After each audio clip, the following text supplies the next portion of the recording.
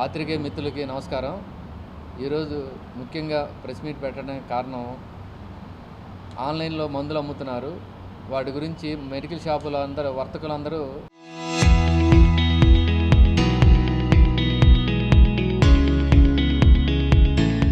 బంద్ చేస్తున్నారు. దానికోసం ఈ ప్రెస్ మీట్ పెట్టడం జరిగింది. నా పేరు చంద్రశేఖర్ రెడ్డి, ఎన్టీఆర్ జిల్లా వాణిజ్య విభాగం అధ్యక్షుడిని. మా పార్టీ పిలుపు మేరకు మా అధ్యక్షులు ఎన్టీఆర్ జిల్లా అధ్యక్షులు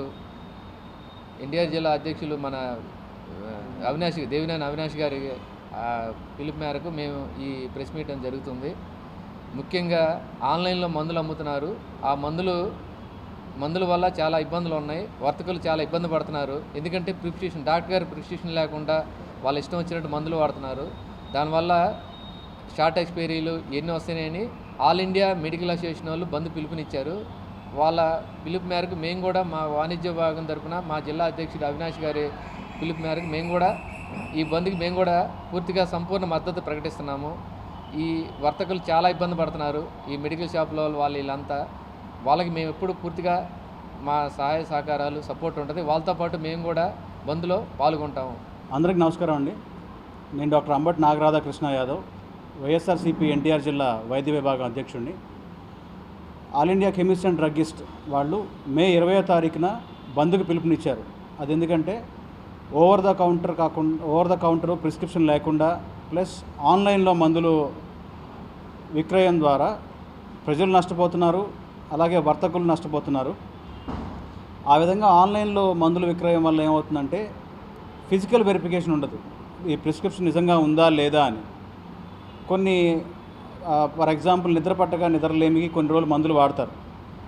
అది రిపీటెడ్గా డేట్లుగా వెరిఫై చేయకుండా రిపీటెడ్గా వాడటం వల్ల దానికి డిపెండెన్సీ వచ్చేస్తుంది. అలాగే ట్యాక్స్లు ఉండదు, ఆ బ్యాచ్ వెరిఫికేషన్లు ఉండవు.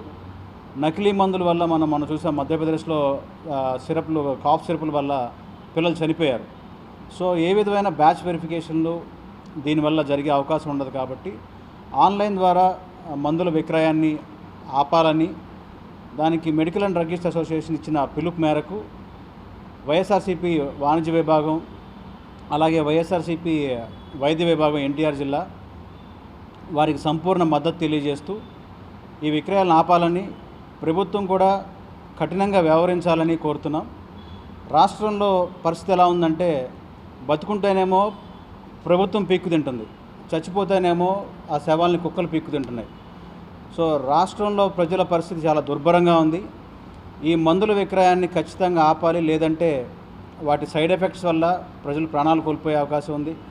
చాలామంది వ్యాపారాలు కోల్పోయి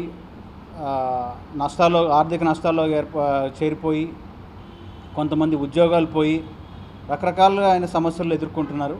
సో దీన్ని తక్షణం అరికట్టాలని వారికి మేము సంపూర్ణ మద్దతును తెలియజేస్తున్నాం. అందరికీ నమస్కారం. ముఖ్యంగా ఎన్టీఆర్ జిల్లా అవినాష్ గారికి మా నమస్కారాలు. అలాగే రేపు 20వ తారీఖు మెడికల్ షాపులు కూడా అందరూ కూడా బంద్ చేయాలని మేము ఎన్టీఆర్ జిల్లా తరఫున డిమాండ్ చేస్తున్నాం. అలాగే మొన్న లేటెస్ట్గా కూటమి పాలనలో గవర్నమెంట్ హాస్పిటల్లో ఒక కాలు కుక్క తీసుకెళ్ళటం ఎంత దారుణమో అది ఇవాళ ప్రతి డాక్టర్లకు కూడా ఎవరికి బాధ్యత లేకుండా వహిస్తున్నారు. అది వాళ్ళ ఈ మందు డ్రగ్గిస్ట్ వల్ల ఆన్లైన్ వల్ల వాళ్ళు ఎంతో ఇబ్బంది పడుతున్నారు. ఆ ఆన్లైన్ జరగకుండా కోసమే ఈ రేపు 20వ తారీఖు మా ఎన్టీఆర్ జిల్లా నుంచి వైఎస్ఆర్ కాంగ్రెస్ పార్టీ తరఫు నుంచి అవినాష్ మేరకు మేము బంద్ వాణిజ్య విభాగం ద్వారా మేము బంద్ కొనసాగించాలని ఆశిస్తున్నాం.